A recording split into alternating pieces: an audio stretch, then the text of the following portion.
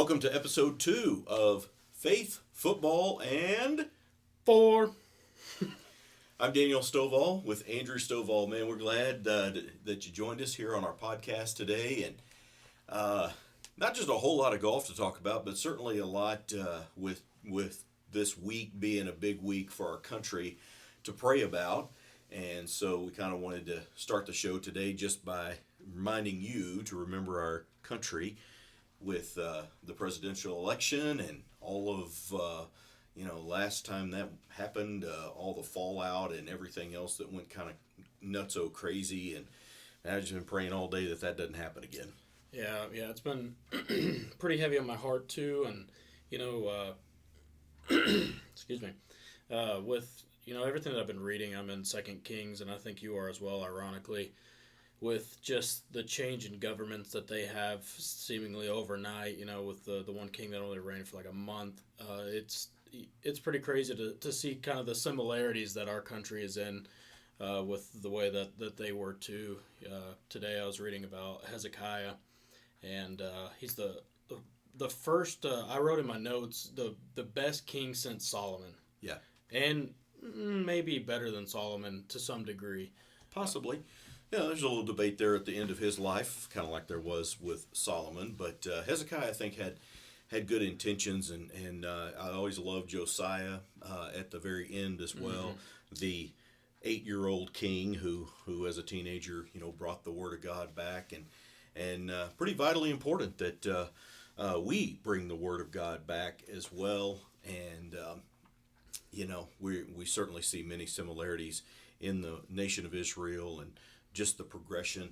The only difference is, like you say, that king that reigned a month, I think he was killed, and yes. We don't want that kind of thing going on in our country. Again, a lot of craziness, and hope you will take our urging to pray for our country, and especially during this time, and get in church, man. Get in church, find a good church, and a good church is teaching and preaching the Bible, and get involved, get active. I don't know where you're listening from, but we appreciate it. And if you're anywhere near us, come to church with us. We'd love to see you. Yes, for sure. I think we had a missionary on Sunday, and most missionaries, have a field, and these missionaries don't. Yeah. And that was very intriguing to me that they what they do is when a missionary goes on furlough, they take a break. Usually their ministry has nobody to take their place because they're still training people up. And so what these missionaries do is they come and basically take that place. You can't replace them for sure, mm-hmm. but they fill in. And it's like when you fill in at the pulpit on a Sunday. Right. And I thought that ministry was really cool.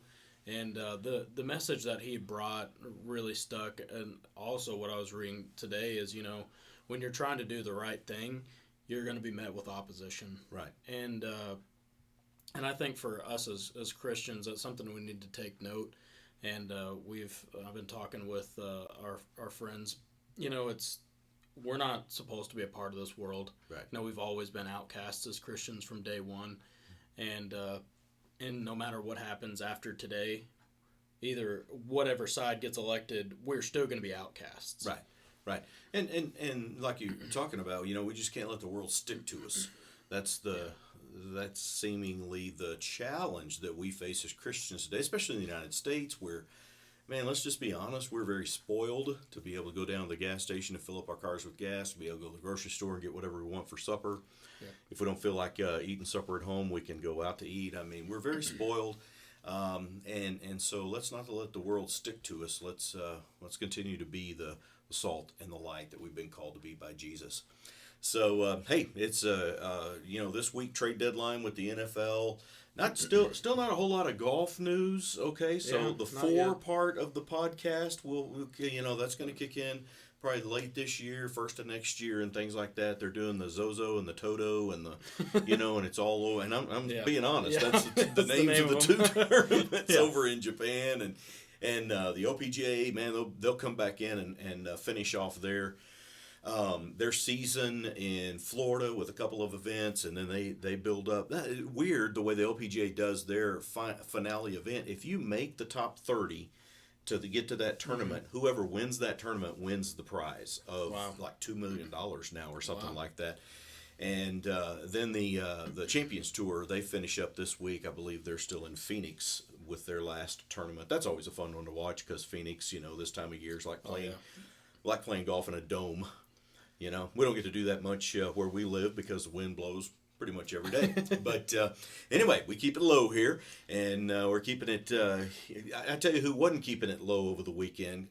Can I just say that Saquon Barkley might be on another planet with the move that he made. Now, kids, if you haven't seen what Saquon Barkley did on Sunday in the Eagles throwback jerseys, which, by the way, best jerseys, hands down, very sweet. It's like Reggie greens. Williams was going to come out at any, or Reggie White was going to come out at any moment.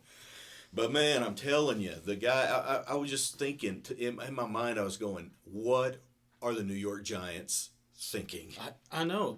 How did they let him pass? He wasn't looking to go. I just want to put that out there. Right. He was not looking to leave New York. Right. But they didn't offer him a contract, or let alone close to what he wanted. I know. And they paid Daniel Jones, and look how that's paid him. Man, they benched him. I know. He's come out and been a little bit better, but letting Saquon go was the worst thing that could ever happen. And the best things for you, Eagles fan. because you've been a lifelong Eagles fan pretty much. I was pretty skeptical at first just because of his injury history. I know his explosiveness has always been there, but he hasn't played more than, I think, 2 full seasons yet. Right. And he's getting closer to 30 now. Not just not just the fact that he can run and staying healthy now with Philadelphia. He's only getting like 10, 15, maybe 20 touches a game. Yeah. Which is about the workload he needs, like Christian McCaffrey. Very We know similar. how he breaks down. Very similar. And has been all season for the 49ers. But not just the move that he made in that jump. Please get on the the interweb or whatever you go to look at highlights on and see that one. I'm telling you, fantastic. Yeah, the first comment I saw under that is, I can't even make this move in Madden. Yeah, It's a backwards hurl. Oh, man. it was amazing. But also the over-the-shoulder catch that he made in the end zone. He's a wide receiver. How hard is that? Oh, my goodness. And then to get most running down backs and can't bounce. make that. Unbelievable. He's just something else. I mean, the highlights of the weekend for the men in the green helmets this week, and man, it was something else. What a show! Yeah, we'll see how they fare against the Cowboys. Because that segs me right into the lowlights of the weekend. If you're a Cowboy you're wearing fan. The colors, so I am. I don't have the silver on it. Well, I got silver hair. Yeah, but, there we go. But man, I'm telling you, the Cowboys. I heard one of the sports talking heads yesterday talking about how that Jerry Jones is always all about the pub and all that kind of stuff, and now that we know Dak's going to be out for several weeks, I think they put him in the IR, which means I think he has to miss like 4 games or something like that. Yeah. That they ought to just go ahead and play Trey Lance. Yeah, I mean, roll the dice. We know what Cooper Rush is. Cooper Rush can grind out a game and keep it close. Capable backup, for sure, but he's not a starter, and he's not going to win the close games. But if the Cowboys are still going to get eyeballs, and that's what Jerry Jones is all about, evidently, because the tours are selling out for AT&T Stadium and that big thing they got in Frisco, the Star. I don't know if you heard that or not, but yeah, their tours are selling out, and they're letting them in the locker rooms with the players, and the players are kind of like, we don't really like people just being. Actually, yes, I did read about that. Yeah. Colin did a little take on it about how sacred the locker room is. Yeah. Not the best team morale building to have your mom's uncle in there going, "Hey, CD, good to meet you," all that kind of stuff. Yeah. Or criticizing you for because we know how Cowboy fans are. I mean, right next, just below Eagles fans with the quick criticizing. But man, I'm telling you, the Cowboys, they probably need to play Trey Lance, hope for the best, and then plan for the worst, get the worst draft pick you can possibly, or the best draft pick you can possibly get with the worst record this year. And do you consider trading some of your pieces? You consider trading Micah? Man, not Micah. I think he's too young and too talented. This is only a year that he hasn't been healthy, and this might be a hot take. I don't know if he's hurt. Nothing has really come out about his injury. I just think he thinks they stink. And he is such a competitor. he's technically the high ankle sprain, which if that's the case, Patrick that's a Mahomes played an 4 to entire 6. playoff Yeah, series but Patrick through it. Mahomes, who he's otherworldly. He is a freak. Yeah, He's like Saquon. They're on their own planet. they are. I don't know. Maybe okay. So if Micah Parsons doesn't want to stay in Dallas, you need to trade him now. He has one more year on his contract. You need to trade him now, or you're going to lose him for nothing. Yeah, yeah. Let somebody else pay the big salary that he's going to command. Probably the highest paid. And in the he's league. worth what? 2 first-round picks. Ooh. I mean, a first and the second For round sure, pick. a first and maybe a second. Maybe you kind of extend it out because the Cowboys aren't going to be fixed in a year. No. I mean, they're really not. No. I mean, you're they looking- need 2 good drafts now, and to be really wise. And they've got to hit on a quarterback. I think we've realized Dak, number one, is not going to be healthy from now on. Even what they were saying in the game last week is he doesn't look nearly as mobile as he did before his ankle break. He looks like he's running in mud. He does. He really looks like your Aaron Rodgers type quarterback, and Aaron Rodgers is suffering with the same thing this year. But Dak, I think you've got to sell your stock with him. They invested, and it didn't pay off. Can I just throw something out there in the world of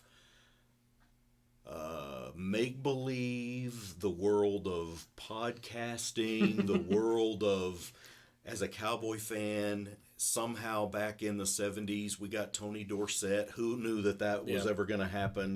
Back when I was a kid. Could we go Dak for Joe Burrow and get Joe Burrow out of Cincy because he is hating Cincinnati right absolutely. now, and let Dak go to Cincinnati, and then we could bring Joe Burrow in, and Jamar Chase might. For his buddy, he probably won't. I don't know if they care about each other as much as they did in college. Yeah, that's probably true. So if you're that's similar contracts. It is. So listen to this. Okay, I don't think they would do Joe Burrow for Dak Prescott, but if you're Cincy and you get a call, Dak Prescott and Micah Parsons for Joe Burrow, would you do it? Oh, I would. Gotta have a quarterback. You gotta have a quarterback. But then the problem would be then you kind of. Because I think Joe's going to leave after his contract's up. Yeah. Yeah, he has to. I think he's the most talented quarterback in the league when he's healthy. That's an issue too. And super competitive. He is. I mean, he's the Patrick Mahomes of competitive. That's why he can beat him from time to time. When he's healthy. He has he's only lost to him once, I think, last season. Twice, I think now. But still, yeah, right. His record's insane against Patrick, and Patrick usually has more weapons. Right. Joe Burrow's throwing to Jamar Chase, and that's about it. And the other guy's always hurt. T. Higgins is always hurt. Yeah, he's had a little bit of a tight end, but they've never really had a running game. He never has an offensive line. No. Oh my goodness. No. I mean, he's like when I used to play flag football, and they'd shotgun me the snap, and the 2 defensive ends had been on me. I had to make 3 moves in the 6-man football. Yes, I had to make 3 moves to get away from the guys before I could even look downfield to get a pass off. That's back when I could move. That's back when I had all moves. But hopefully nobody listens to this because I don't want the Cowboys to get a good quarterback. Oh, but that would be interesting because I think Joe wants out of Cincy, and I think he probably will leave. And whatever team inherits him is going to be better off than what they are now. I mean, you're looking at the Raiders, the Saints need a quarterback. I don't think Derek Carr's the long term. No. There. I think. Well, it's just about half the league really needs a quarterback. I'm trying to think of good organizations. I think Minnesota could be a viable option there too. I don't know if they're all in on J.J. McCarthy yet. I think they kind of are, but that's just still a little bit of rumorsville. And I don't know because Sam Darnold has been more than capable. Hey, what's the market going to be for that guy next year? Because he just signed a 1-year deal. Yes, he did. And are the Vikings going to try to bring? He's not going to want. He's going to want something 4 years now. Yeah. Now that he probably proves that he can do it, but then there you got this. Then Darnold gets stuck. He was at Carolina and the Jets, and he goes to another stinky team. Maybe he goes to the Raiders. And I'm not Antonio. I'm a little out on him right now, but I don't know enough about him. I used to be a huge Raider fan, and now it just doesn't seem the same since they're out of the black hole in Oakland. But I know. The Las Vegas Raiders just doesn't ring a bell with me yet. No, But it doesn't. Yeah, I know. I don't like that either. we But need to we need to put a bug in the NFL's ear. Let's just start going by the team name. That way, it doesn't really matter where they play. there they are. Yeah. You know, the Eagles, the Cowboys, the Cardinals, the Raiders, the Rams, the Chargers. You know, because we never know where the Chargers are going to be playing. Yeah, exactly. San Diego, L.A. They may move up to, they may move up and share Levi's Stadium with San Francisco one year. Who knows? Goodness. Hey, speaking of the Chargers, though, man, Jim Harbaugh walks in to one of the better quarterback competitors. No wonder he took that job. Oh yeah, that's going to be way better than what he had coming into Michigan. You know, I mean, for sure. He just won a national championship. Oh yeah, I mean, and he's beaten Ohio State the past 2 or 3 years. Ooh, at least two. I know two. Yeah, I mean, and then you're the highest of it all, going to a great up and coming team that they just needed somebody to make Justin Herbert work. And he does. And bring some physicality, because I think they've missed that. They haven't been a very physical team since LaDainian Tomlinson, and Phillip Rivers. Mm-hmm. That's a long time. Yep. Phillip has like 9 kids now. And that's a long. This is when he only had one. I know. That's right. That's right. And I think they are going to be a really tough team to beat down the stretch, barring they stay healthy. Yeah, I think so. And they're one of those teams that keeps getting healthier and healthier. They've got a good offensive line now in front of Herbert, and they've got a coach that knows what to do with a good offensive line. Yep. The key, I think, for them is keeping Dobbins healthy. Because Jim Harbaugh teams, they got J.K. Dobbins. Yeah, he's a Jim Harbaugh teams, they're going to run the football. Yes, and they're probably only going to ask Justin Herbert to be Superman once a game, and throw about 18 to 26 passes a game, and that dude, but he's bought in. Give him credit, man. He's bought in. I hate to circle back to the Eagles just because I am biased. No, I don't hate it, but just because I'm biased, that's what they've done with Jalen Hurts. Yeah, Jalen Hurts hadn't had a turnover in 4 games, a turnover period. He's got the fumble problems, he had the interception problems at the start of the year and last year, and he hasn't had a turnover in 4 games, and because he's only throwing 22 passes a game. I think Sunday he was 16 for 22 or something like that. Boy, you love that. You do. And he's still throwing for over 200 yards because he throws an exceptional deep ball. He does. Because we have Saquon and Kenneth Gainwell that can be that physical running back when you need him. Mm-hmm. And, when Saquon did hit what he did, that was a 3rd down and 6. I know. To get them the first down and take the pressure off of always having to throw the football. Yep. And that's what their problem was last year, is they didn't commit to the running game. I don't know why they didn't. DeAndre Swift was incredible too. Mm-hmm. But say what you want about Nick Sirianni, I do think he might be slightly moronic. That might be, maybe. Might be maybe. Say what you will about him. His game plan now, executing the running game, has worked. Yeah, and if it can get him to a Super Bowl, we'll see. But he might be the only coach that figures out how to win a Super Bowl and get fired in the off season. The first one in history, right? Because he really could. I really think if they drop 2 to 3 more games this year, he'll probably lose his job. Isn't that crazy? And they'll probably make the playoffs. And they'll probably still make the playoffs. Right. Well, I don't know. The NFC is really competitive this year. Yeah, it might be. Right now, them in Washington are tied in the division, but Washington still has the division first place in the division. Right, they've played one more game. And they would barely make a wild card right now.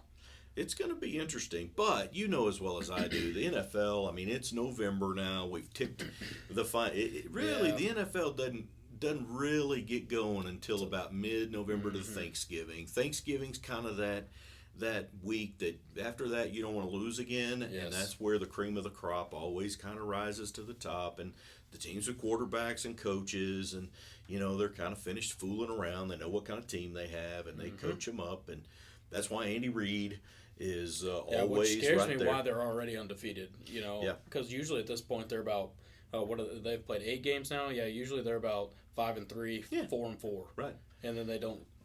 If I'm a Chiefs fan, and I am, I'm a Chiefs appreciator for sure with all the things that they've done. But if I'm the Chiefs, I almost want to lose a couple.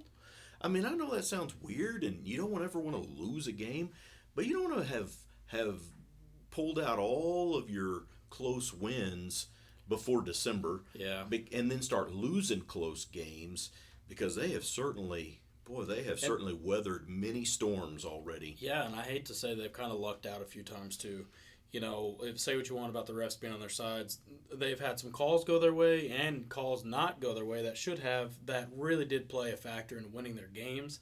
Which, when the refs really do start tightening up around the end of the season, especially come postseason, you're going to see that not be as big of a factor. And I don't know if they've won a game by not one possession this year. If it is, I think it's just one. I know. Last night overtime, Yeah, overtime on Monday night. And how about the Bucks not going for two? Yeah, that was an interesting call. You basically give the game up to a coin toss because if Patrick Mahomes they're gonna go score, and it was easy for them to go score too.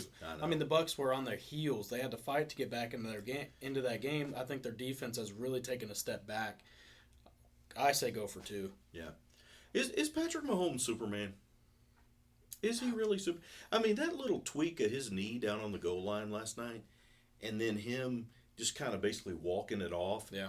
We've referred to this, I think, in our last podcast, but that series Quarterback, where it kind of showed you just a little bit of his training and how that his trainer works his knee ligaments in certain ways that he'll be potentially torquing those knee ligaments. Kids, don't try that at home. But get a trainer, please. Yeah. Had to have played into the fact that wasn't, see you next year injury. I know. And how many have we seen already this year? Oh, the non-contact injuries, man. Anytime you see that, the calf quiver, somebody just busted an Achilles or man. What was it? Was it Trayvon Diggs? Stephon Diggs for the Bills. Yeah. It was a non-contact injury. As soon as I saw it, I knew it was his knee. Yep. And out for the season. Yep. But it doesn't matter because I got Josh Allen. Yeah, right. Josh Allen is Superman for them, but it's a very interesting situation. I somebody's going to beat the Chiefs. I think the Chargers will. Yeah. They played them tough last time, and I really think they'll figure it out. They'll just beat them up, whatever it takes. But man, I tell you, I was thinking about this yesterday. What about that division?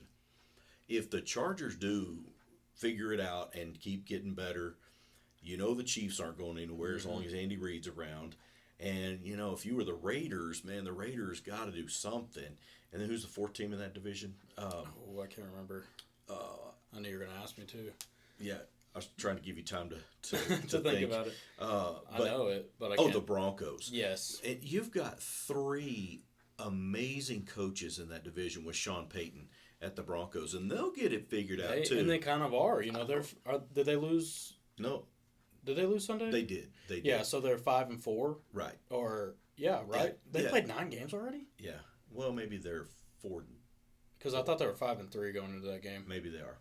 But either way, they're right just above 500. Yeah. I mean, that division is very competitive. Well, not just competitive, but that division might be the best coaches in the league. Yeah, because you're looking at what's the NFC one with the Lions and Green Bay.